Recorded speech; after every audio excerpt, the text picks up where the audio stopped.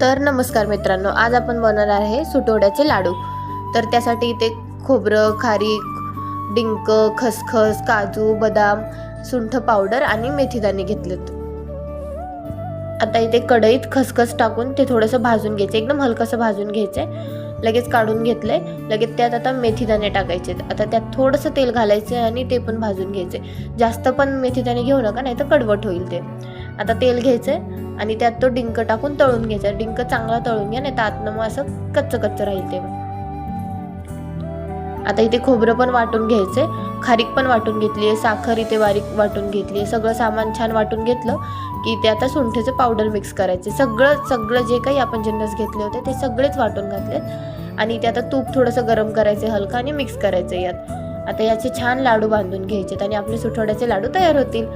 हे लाडू शरीरासाठी खूप अतिशय पौष्टिक असे आहेत। नक्की करून बघा, थंडीमध्ये खूप चांगले आहेत खाण्यासाठी।